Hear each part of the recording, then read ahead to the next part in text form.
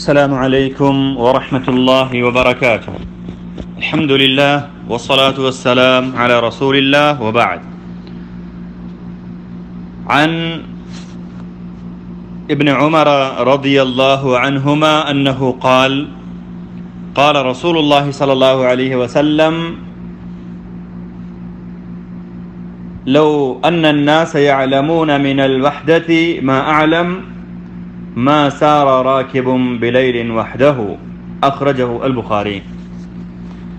محترم بھائیوں، آج کے اس درس میں آئیے ہم سفر کے کچھ آداب اور اس سے متعلق چند سنتیں جانتے ہیں. میرے بھائیوں، سفر ہر انسان کو اس کی ضرورت پڑتی ہے. ایک جگہ سے دوسرے جگہ جانے کی ضرورت ہر کسی کو جو ہے پیش آتی ہے. اسلام کامل اور مکمل دین ہے. اس نے زندگی کے کسی بھی ضرورت یا زندگی کے کسی بھی گوشے کو ادھورا نہیں چھوڑا ہے. تمام ضروریات اور تمام گوشوں سے متعلق ہدایات، احکام، آداب اور سنتیں موجود ہیں. آج کے اس درس میں ہم جن سنتوں اور آداب کو جانیں گے ان کا تعلق سفر سے ہے. آج ہم سب سے پہلے آئیے یہ جانتے ہیں کہ کون سے دن سفر کرنا مستحب ہے. سفر کے لیے ہمیں کون سے دن کا انتخاب کرنا چاہیے. روایت بخاری شریف کی ہے. راوی حضرت کعب بن مالک رضی اللہ تعالی عنہ ہیں. کہتے ہیں کہ نبی پاک صلی اللہ علیہ وسلم غزوہ تبوک کے لیے جمعرات کے دن روانہ ہوئے تھے اور آپ صلی اللہ علیہ وسلم کو جمعرات کے دن سفر کے لیے نکلنا پسند تھا. اس حدیث سے ہمیں یہ معلوم ہوا کہ جمعرات کے دن سفر کرنا مستحب ہے. اگر انسان کو اختیار ہو کہ میں ہفتے کے کسی بھی دن میں سفر کر سکتا ہوں تو وہ جمعرات کے دن کا انتخاب کرے، جیسا کہ پیارے رسول صلی اللہ علیہ وسلم کو یہ بات پسند تھی.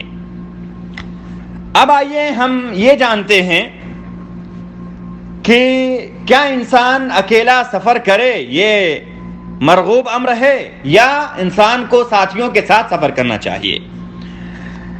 روایت بخاری شریف کی ہے. راوی عبداللہ ابن عمر رضی اللہ عنہما ہیں.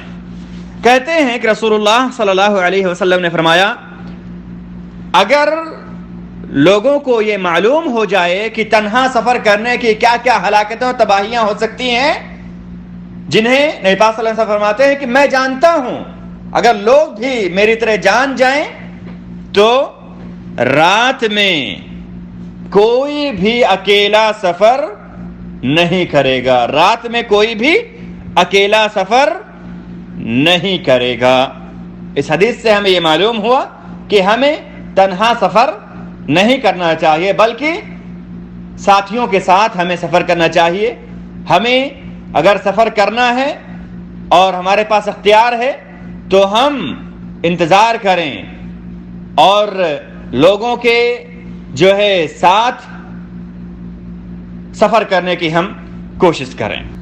ایک اور روایت حضرت عبداللہ ابن عمر رضی اللہ عنہما سے مروی ہے. اس کی تخریج امام ابو داؤد اور ترمذی رحمہم اللہ نے کی ہے اور امام ترمذی نے اسے حسن صحیح قرار دیا ہے. کہتے ہیں کہ رسول اللہ صلی اللہ علیہ وسلم نے ارشاد فرمایا، ایک سوار شیطان ہے، دو سوار بھی شیطان ہیں، دو شیطان ہیں یہ، والثلاثۃ رکب، اور تین لوگ مسافر ہیں، اصل سوار ہیں. اس حدیث میں ہمیں یہ معلوم ہوا کہ اکیلا یا دوکیلا سفر نہ کر کے تین یا اس سے زیادہ لوگوں کے ساتھ سفر ہمیں کرنا چاہیے.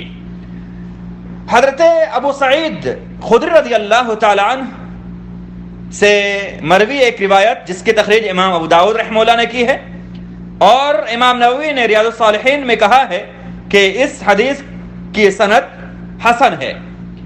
کہتے ہیں کہ رسول اللہ صلی اللہ علیہ وسلم نے فرمایا، جب تم میں سے کوئی 3 لوگ سفر کے لیے نکلیں تو انہیں چاہیے کہ وہ اپنے میں سے ایک کو اپنا لیڈر بنا لیں، امیر بنا لیں۔ اس حدیث میں ہمیں یہ معلوم ہوا کہ ہم جب سفر کے لیے نکلیں، ایک جماعت ہو تو اس جماعت کی لیڈر شپ یا اس کی امارت کسی ایک کے ہاتھ میں ہونی چاہیے، تاکہ نہ جھگڑا لڑائی کی نوبت آئے اور نہ ہی جو ہے کوئی اور مشکل پیش آئے، اور سارے لوگ ایک ساتھ مل کر اپنے سفر کو بآسانی طے کر سکیں۔ یہ سفر سے متعلق چند آداب اور سنن تھے۔ اب آئیے ہم کچھ سنتیں سفر کی دعاؤں سے متعلق جانتے ہیں۔ ایک دعا تو یہ ہے کہ جب انسان سفر شروع کرتا ہے یا سفر ختم کرتا ہے، جیسا کہ حضرت عبداللہ ابن عمر رضی اللہ تعالی عنہما سے مروی روایت میں ہے کہ رسول اللہ صلی اللہ علیہ وسلم جب سفر کے لیے نکلتے اور سفر شروع کرتے وقت اپنے اونٹ پر جب آپ صلی اللہ علیہ وسلم بیٹھ جاتے اچھے طریقے سے، تو آپ صلی اللہ علیہ وسلم 3 مرتبہ اللہ اکبر کہا کرتے تھے۔ اللہ اکبر، اللہ اکبر، اللہ اکبر، 3 مرتبہ اللہ کے رسول صلی اللہ علیہ وسلم تکبیر کہا کرتے تھے، اور پھر آپ صلی اللہ علیہ وسلم کہتے سبحان الذی سخر لنا هذا وما كنا له مقرنین وإنا إلى ربنا لمنقلبون اللهم إنا نسألك في سفرنا هذا البر والتقوى ومن العمل ما ترضى اللهم هون علينا سفرنا هذا واطم عنا بعده اللهم أنت الصاحب في السفر والخليفة في الأهل اللهم إني أعوذ بك من وعثاء السفر وكآبة المنظر وسوء المنقلب في المال والأهل والولد۔ نبی پاک صلی اللہ علیہ وسلم جب سفر کی ابتدا کرتے تو سواری پر صحیح سے بیٹھ کر اچھے طریقے سے سوار ہو کر آپ صلی اللہ علیہ وسلم یہ دعا پڑھا کرتے تھے، اور جب آپ صلی اللہ علیہ وسلم سواری سے اترتے، یعنی جب سفر سے واپسی آپ صلی اللہ علیہ وسلم کی ہوتی، تو آپ صلی اللہ علیہ وسلم واپسی کے وقت، آپ صلی اللہ علیہ وسلم جب واپس ہونے لگتے تو واپسی کے وقت یہ دعا پورا پڑھا کرتے تھے، اللہ اکبر 3 مرتبہ کہتے، اور آپ صلی اللہ علیہ وسلم یہ سبحان الذی سخر لنا ھذا آخر تک جو ہے دعا پورا پڑھتے، اور آپ صلی اللہ علیہ وسلم اس کے آخر میں یہ زیادتی فرماتے آئبون تائبون عابدون لربنا حامدون، جیسا کہ مسلم شریف کی روایت ہے۔ اس حدیث کے اندر ہمیں سفر کی شروعات اور سفر سے واپسی کے وقت کی جو ہے دعائیں ہمیں معلوم ہوئیں۔ اب آئیے ہم دوران سفر کچھ اذکار نبی پاک صلی اللہ علیہ وسلم سے مروی ہیں وہ بھی جانتے ہیں۔ نبی پاک صلی اللہ علیہ وسلم جب بلند مقام پر چڑھائی کرتے، جب بلندی کی طرف جاتے، تو آپ صلی اللہ علیہ وسلم اور صحابہ کرام تکبیر کہا کرتے تھے، اور جب ڈھلوان کی طرف جو ہے آپ صلی اللہ علیہ وسلم اور صحابہ کرام جو ہے اترتے تھے، تو آپ صلی اللہ علیہ وسلم اور صحابہ کرام اللہ رب العالمین کی تسبیح بیان کیا کرتے تھے۔ روایت بخاری شریف کی ہے، حضرت جابر بن عبداللہ رضی اللہ تعالی عنہ سے مروی ہے، کہتے ہیں کہ ہم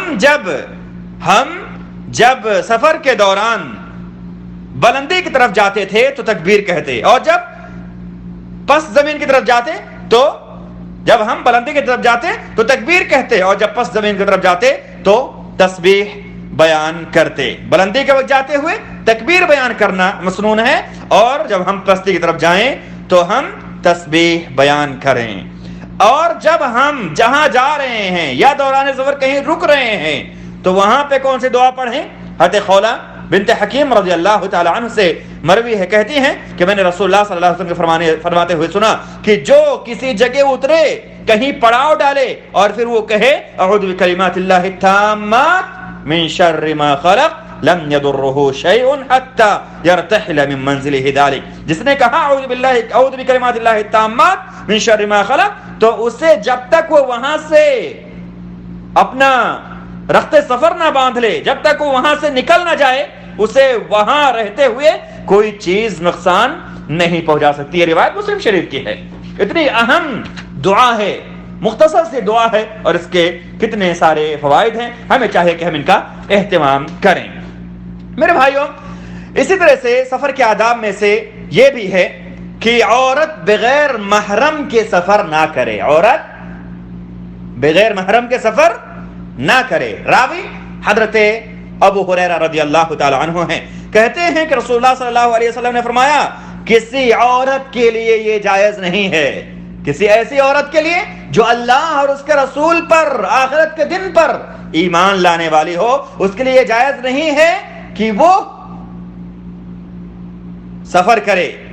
ایک دن اور ایک رات کی مسافت کی سفر، ایک دن اور ایک رات کے مسافت کا جو ہے سفر اگر کرنا ہے تو کسی عورت کے لیے جائز نہیں ہے کہ وہ بغیر اپنے کسی محرم کے وہ سفر طے کرے. یہ روایت بخاری اور مسلم شریف کی ہے، متفق علیہ روایت ہے یہ، جس سے ہمیں یہ معلوم ہوا کہ اگر ایک دن اور ایک رات کا سفر ہے تو عورت کو بغیر اپنے کسی محرم کے سفر نہیں کرنا چاہیے. حضرت ابن عباس رضی اللہ تعالیٰ عنہ کی ایک اور روایت ہم دیکھ لیں، جس سے ہمیں یہ اندازہ ہوگا کہ کتنا اہم ہے عورت کے ساتھ جو ہے محرم کا ہونا، عورت کے ساتھ محرم کا ہونا کتنا اہم ہے. اس حدیث سے ہم یہ اندازہ لگاتے ہیں. حضرت ابن عباس رضی اللہ تعالیٰ عنہما کہتے ہیں کہ نبی پاک صلی اللہ علیہ وسلم کو انہوں نے فرماتے ہوئے سنا کہ کوئی بھی شخص کسی عورت کے ساتھ اکیلے میں نہ ہو الا کہ اس کے ساتھ کوئی محرم بھی موجود ہو. اکیلے میں بغیر محرم کے کوئی عورت کسی مرد کے ساتھ، کوئی دو مرد اور عورت آپس میں جو ہے اکیلے نہ ہو الا کہ کوئی محرم بھی ہو. نبی پاک صلی اللہ علیہ وسلم نے فرمایا اور نہ ہی کوئی عورت بغیر محرم کے سفر کرے. ایک شخص نے کہا اللہ کے رسول صلی اللہ علیہ وسلم، میری بیوی، میری عورت حج کے لیے نکلی ہوئی ہے اور میرا نام فلاں فلاں غزوے میں لکھا جا چکا ہے، میں کیا کروں؟ نبی پاک صلی اللہ علیہ وسلم نے کہا انطلق، جاؤ، فحج مع امرأتک، تم اپنی عورت کے ساتھ، اپنی بیوی کے ساتھ حج کرو. یہ متفق علیہ روایت ہے. غزوے میں نام لکھا جا چکا ہے. نبی پاک صلی اللہ علیہ وسلم سے جب صحابی سوال کرتے ہیں اللہ کے رسول میں کیا کروں، تو نبی پاک صلی اللہ علیہ وسلم نے کہا کہ جاؤ اپنی بیوی کے ساتھ حج کرو. غزوے میں جانا تمہارے لیے ضروری نہیں ہے، تمہاری بیوی کے ساتھ محرم کے طور پر تمہیں رہنا ضروری ہے تاکہ تمہاری بیوی اکیلے سفر نہ کرے جس سے اسے جو ہے شریعت کی مخالفت لازم آئے.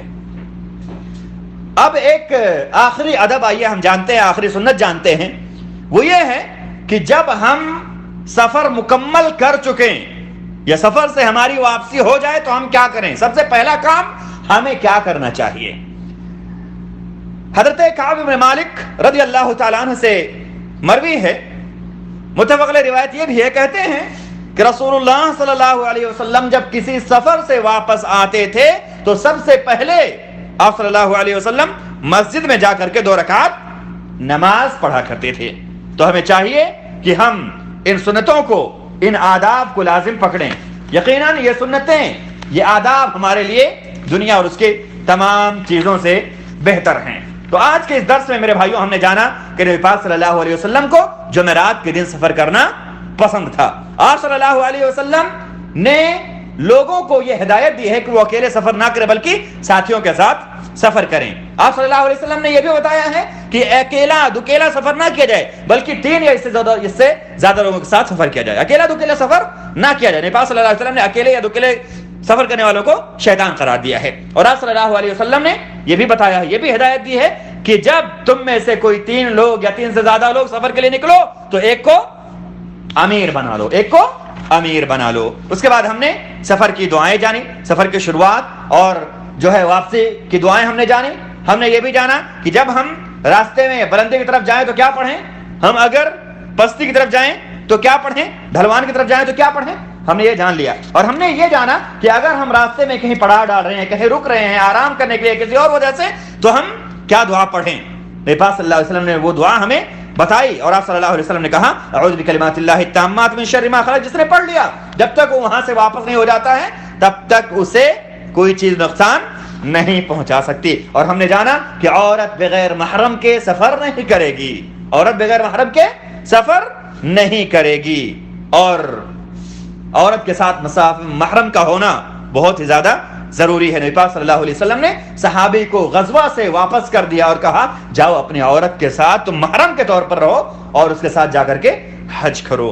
اور آپ صلی اللہ علیہ وسلم کی سنت یہ بھی تھی, جب آپ صلی اللہ علیہ وسلم سفر سے واپس آتے تھے تو آپ صلی اللہ علیہ وسلم پہلے مسجد جاتے تھے, 2 رکعت نماز ادا کرتے تھے. اللہ تعالی ہمیں توفیق دے کہ ہم کتاب و سنت کو سمجھیں, اس کے مطابق عمل کریں, انہیں لوگوں میں عام کریں. اقول قولی ھذا واستغفر الله لي ولكم ولسائر المسلمين من كل ذنب فاستغفروه انه هو التواب الغفور. والسلام علیکم ورحمۃ اللہ وبرکاتہ.